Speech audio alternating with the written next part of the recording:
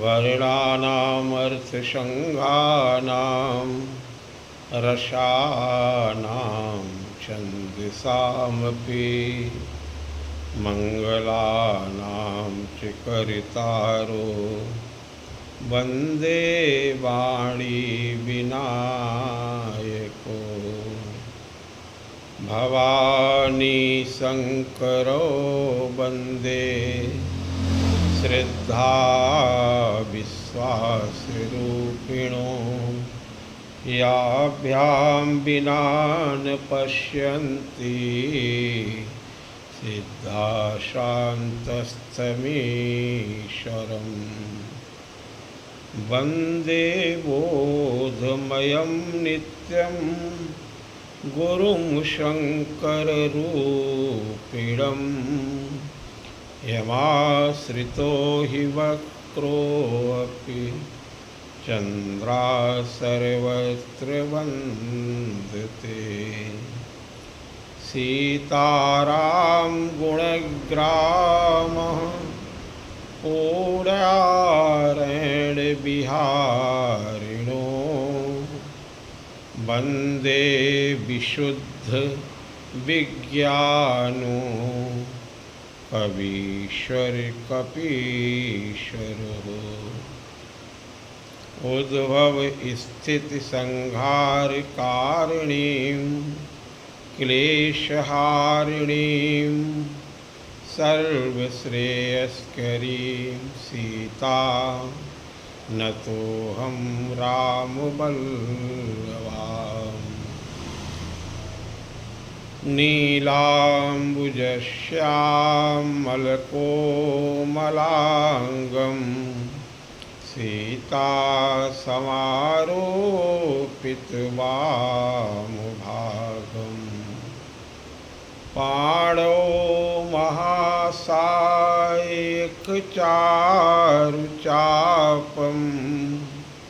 नमामि रामं रघुवंशनाथम् जो सुमिरत सिद्धि होय गणनायक करिवर बदन करहु अनुग्रह सोय बुद्धि राशि शुभ गुण सदन श्री गुरु चरण सरोज रज निज मन मुकुर सुधारी बरणहूँ रघुवर बिमल जसु जो दायक फल चारि बुद्धिहीन तनु जानिके सुमिरो पवन कुमार बल बुद्धि विद्या देहु मोहि हरहु कलेश विकार।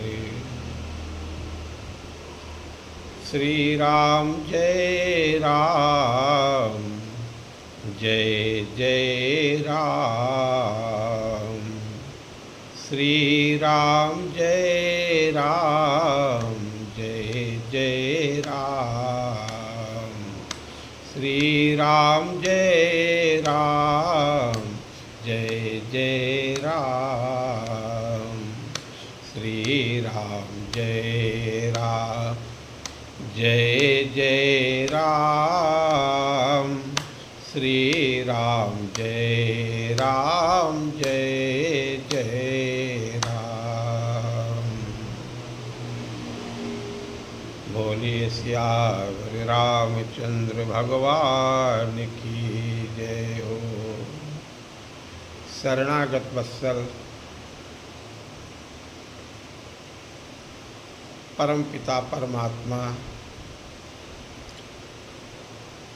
दशरथ नंदन भगवान श्री राम के चरणों में कोट कोट प्रणाम करते हुए शरणागत भाव रखते हुए, क्योंकि कलयुग में कोई साधन नहीं सध पा रहा है नाथ।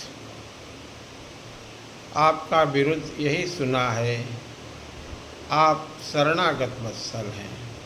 यद्यपि शरण भी पूर्ण रूप से हम नहीं हो पा रहे हैं। शरणागत भाव में ये शब्दों से कहने से शरण तो नहीं हुआ जा सकता है। मन क्रम वचन से जब शरण में आऊं, जब सभी प्रकार के सहारों को छोड़ करके सिर्फ आपके चरण कमलों का ही आश्रय लूं, जब आपका ही नाम जपूं, जब आपके ही भरोसे रहूं, तब जाकर के ये कहने का अधिकार कुछ कुछ प्राप्त हो सकता है। फिर भी क्या करें, संतों की चरण रज प्राप्त हो जाए तभी ऐसा भाव बन सकता है। सद्गुरुदेव भगवान की कृपा हुई, आपकी कृपा से सद्गुरुदेव भगवान मिले। निर्मल बुद्धि प्रदान करने वाले सद्गुरुदेव भगवान ही हैं। सबकी सद्गुरु तो माता जानकी ही हैं प्रथम, क्योंकि आपने ही जीव मात्र को परमात्मा के चरणों में पहुंचाने के लिए इस पावन राम मंत्र की दीक्षा श्री हनुमान जी महाराज को प्रदान की।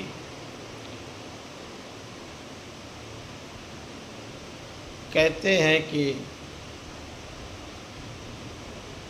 हनुमान जी महाराज जी ने ये पावन नाम ब्रह्मा जी को दिया और ब्रह्मा जी ने दीक्षा प्राप्त की तो अपने सुपात्र सुयोग्य सत्पुत्र जो साक्षात ब्रह्मा जी के ही समान हैं, आपकी छाया रूप ही हैं, महर्षि ब्रह्म ऋषि वशिष्ठ गुरुदेव भगवान को ये पावन मंत्र प्रदान किया है। गुरुदेव वशिष्ठ जी ने, यद्यपि गुरुदेव भगवान के पुत्र तो 100 हुए, लेकिन कथा पहले भी बताई जा चुकी है। महर्षि वशिष्ठ जी का विवाद गुरुदेव विश्वामित्र से पूर्व समय जब हुआ तो राक्षसों को प्रेरित करके उनके 100 पुत्रों का संहार करवा दिया था आपने। उनमें ज्येष्ठ पुत्र जो शक्ति ऋषि थे, उनका विवाह हो चुका था और उनसे बाद में उनका भी संहार हो गया, वो भी मारे गए। तो उनके पुत्र जो थे वो गर्भावस्था में थे, जो बाद में उत्पन्न हुए, जिनका नाम ब्रह्म ऋषि महर्षि पराशर ऋषि के नाम से जिन्हें जानते हैं। पराशर भगवान, क्योंकि वो सती होना चाहती थी उनकी माता, लेकिन वशिष्ठ जी ने, गुरुदेव ने कहा नहीं, आपके गर्भ में बालक है, इसलिए आपको सती नहीं होना चाहिए। और पराशर ऋषि त्रिकालज्ञ सर्वसमर्थ संत हुए। तो वो राम मंत्र शक्ति के पुत्र पराशर ऋषि को वशिष्ठ जी ने प्रदान किया और पराशर ऋषि के पुत्र हुए भगवान वेदव्यास जी महाराज। ये परंपरा है। वेदव्यास भगवान जिन्हें कृष्ण द्वैपायन के नाम से जाना जाता है, बाद में इन्होंने वेदों का व्यासीकरण किया, विस्तार किया इसलिए आपकी उपाधि व्यास के नाम से आप जाने गए। ये साक्षात भगवान नारायण के ही अवतार हुए। यहाँ तक कि आपकी महिमा में बताया गया है कि व्यासाय विष्णु रूपाय व्यास रूपाय विष्णवे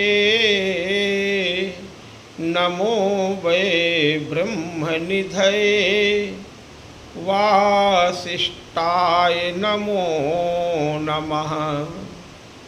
आप नारायण ही नहीं बल्कि त्रिदेवों के समन्वय स्वरूप हैं, सद्गुरुदेव हैं। आपको ये महिमा प्राप्त हुई है, ये गौरव प्राप्त हुआ है। अचतुर्वदनो ब्रह्मा, आपके यद्यपि 4 मुख तो नहीं है, लेकिन आप साक्षात ब्रह्मा जी ही हैं। अचतुर्वदनो ब्रह्मा दिवाहु परो हरि अभाल लोचन शंभो। आप दिवाहु यानी 4 भुजाएं तो नहीं है, लेकिन आप साक्षात दिवाहु परो हरि, आप नारायण विष्णु भगवान ही हैं। और आपके मस्तक पर तीसरा नेत्र तो नहीं है, अभाल लोचन शंभो, लेकिन साक्षात आप शिव ही हैं, शंकर ही हैं। अभाल लोचन शंभो, बोले भगवान बादरायण। बद्रिकाश्रम में आपने कठोर तपस्या की, बद्री वन में, इसलिए आप बादरायण भी कहे जाते हैं।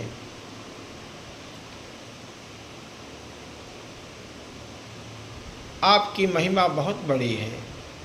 तो वो पराशर ऋषि ने अपने पुत्र व्यास भगवान को वो मंत्र दिया।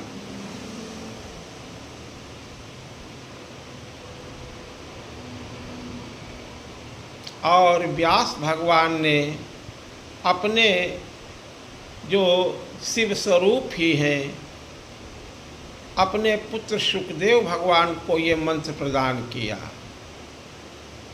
और सुखदेव भगवान ने अपने शिष्य बोधयान ऋषि को ये मंत्र प्रदान किया। यहाँ तक कि परंपरा बताई गई, फिर आगे सभी ऋषियों को ये प्राप्त होती रही। धीरे धीरे सभी ऋषियों का नाम संतों ने उल्लेखित न करते हुए ये कहा कि परंपरा उस द्वापर युग से चलते चलते और फिर मध्य समय में भक्ति काल युग में, जब भगवान प्रभु श्री राम ने ही भक्ति की धारा बहाने के लिए आपने भक्त सद्गुरुदेव के रूप में अवतरण लिया।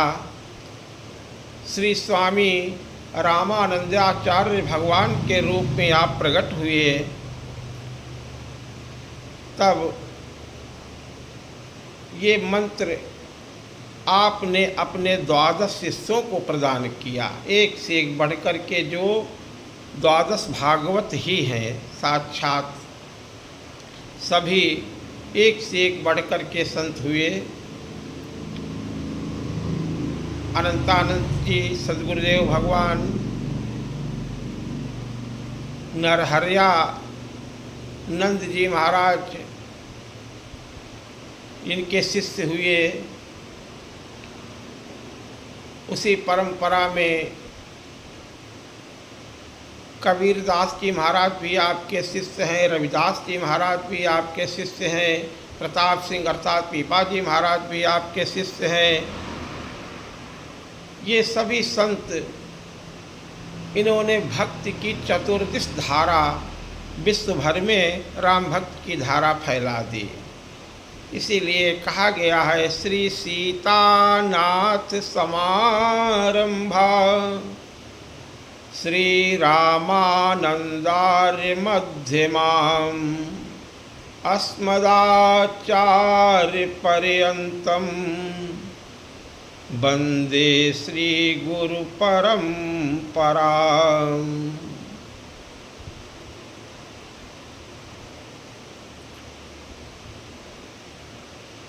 राम भक्त की धारा में एक से एक बढ़कर के संत हुए हैं। तो माँ जानकी जी की ही एक करुणा है, इसलिए गोस्वामी जी सर्वप्रथम वंदना करते हैं। जनक सुता जग जननी जानकी, अतिशय प्रिय करुणा निधान की। ताके जुग पद कमल मनावहूँ, और जासु कृपा निर्मल मति पावहूँ।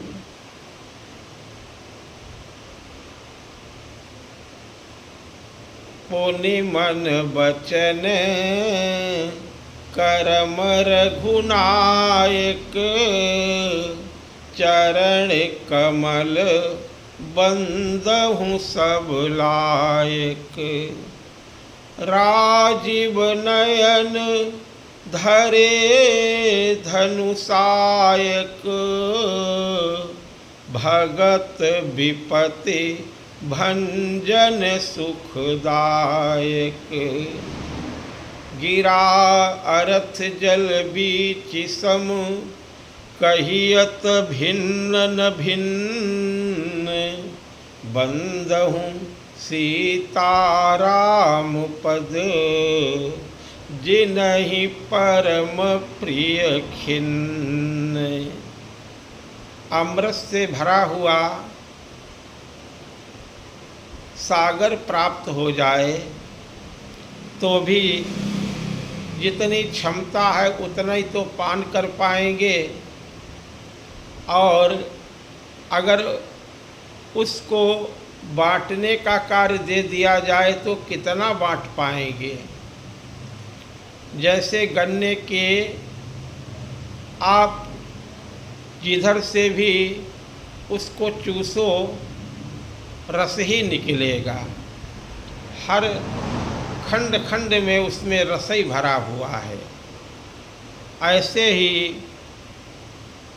स्वामी नरहरयानंद जी महाराज जी के परम प्रिय शिष्य पूज्यपाद प्रातः स्मरणीय गोस्वामी तुलसीदास जी महाराज ने शिव कृपा से शंभु प्रसाद से, प्रसाद तो भोले बाबा ने दिया है, प्रसन्नता तो आपने दी है, सद्बुद्धि तो आप दी है, आपने दी है, और वो बांटने का कार्य गोस्वामी जी कर रहे हैं।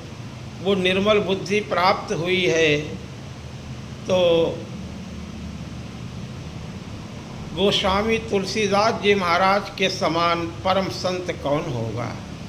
उसी भक्ति धारा में आपने निर्मल गंगा को प्रवाहित किया। भगवान शिव की उमा की कृपा से भगवती पराम्बा ने, आप सभी भक्त गोस्वामी जी के जीवन चरित्र के बारे में जानते ही हैं अधिकतर, लेकिन क्या क्या सुनाया जाए। अल्प समय में, कम समय में निरंतर प्यास लगती है तो पानी उतना ही तो पी पाएंगे जितनी क्षमता है। तो निरंतर कल्पों तक इसे गाते रहें फिर भी तृप्त नहीं होंगे, भक्त सुनते रहें फिर भी तृप्त नहीं होंगे। लेकिन एक साथ पूरा पूरा न पान किया जा सकता है, न श्रवण किया जा सकता है। इसलिए गोस्वामी जी कहते हैं कि एक बार भी जिसने भगवान का नाम ले लिया, एक बार भी जिसने भगवान का चरित्र सुन लिया, एक बार भी जो शरणागत भाव से भगवान से कह दिया कि प्रभु मैं आपका हूँ, समझ लो उसका कल्याण हो जाएगा।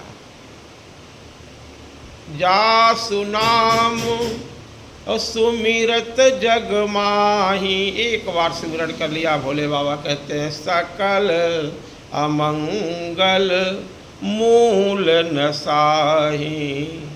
अब कर तल हो ही पदार्थ चारी, और तेईसी राम कहे कामारी। वो सीताराम जी का चरित्र है।